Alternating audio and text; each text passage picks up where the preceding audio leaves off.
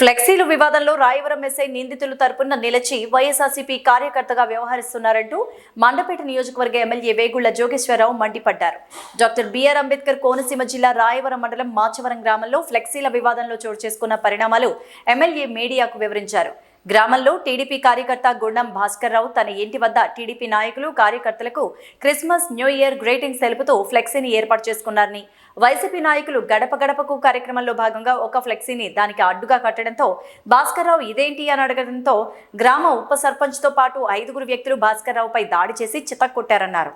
ఇదేంటి అని అడిగిన బాధితుని భార్యను నానా దుర్భాషలాడి అవమానించినప్పటికీ ఎస్ఐ నిందితుల తరపున మాట్లాడుతూ బాధిత కుటుంబాన్ని, టీడీపీ నాయకులను అవహేళన చేస్తూ మాట్లాడడం అధికారిగా ఆయనకు తగదన్నారు.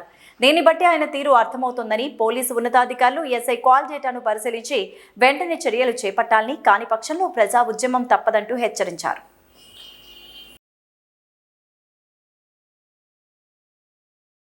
మాచవరం గ్రామంలో గడప గడప అనే కార్యక్రమాన్ని శ్రీ తోటశ్రీమూర్తిగా నిర్వహించడం జరిగింది. అక్కడ ఒక వీధిలో గుండం భాస్కర్రావు అనే ఆయన తెలుగుదేశం పార్టీ అభిమాని క్రిస్మస్కి ఆయన గ్రీటింగ్స్తో ఆయన ఇంటి దగ్గర ఒక ఫ్లెక్స్ పెట్టుకున్నారు. మన తెలుగుదేశం నాయకులతో కలిసి అందరికీ కూడా క్రిస్మస్ హ్యాపీ న్యూ ఇయర్ అని చెప్పి ఒక ఫ్లెక్స్ పెట్టుకుంటే దానికి అడ్డంగా మరి మన ఈ యొక్క తోట శ్రీమూర్తి గారి యొక్క ఈ గడవ ఫ్లెక్స్ని దానికి అడ్డంగా కట్టారు నిన్నటి రోజున. దానిపైన ఆయన ఇదేంటి అని చెప్పి అడిగితే అప్పుడు సమాధానం చెప్పడం మానేసి రాత్రి 9 గంటలకి 9-9:30 మధ్యలో ఆయన ఇంటికి 5 వ్యక్తులు మాచవరం ఉప సర్పంచ్ గారితో సహా ఇంటికి వెళ్ళి ఆయన్ని కొట్టడం జరిగింది. గుండం భాస్కర్రావు అనే వ్యక్తి. మరి దానికి ఏంటని చెప్పి అడిగితే ఆయన భార్యని వీర దుర్గాభావని గారిని కూడా చాలా నోటితో చెప్పలేని విధంగా అసభ్యకరంగా మరి ఆ యొక్క స్త్రీ పట్ల కూడా వారు చేయడం, దాంతో వారు మరి ఆ దెబ్బలతో హాస్పిటల్ అడ్మిట్ అవ్వడం.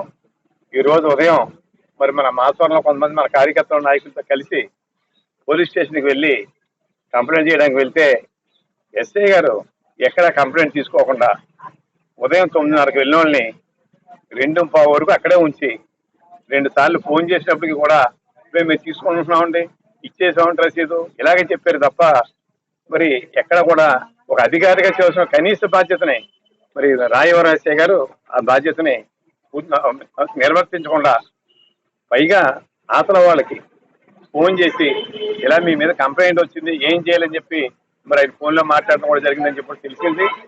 మరి దీని మీద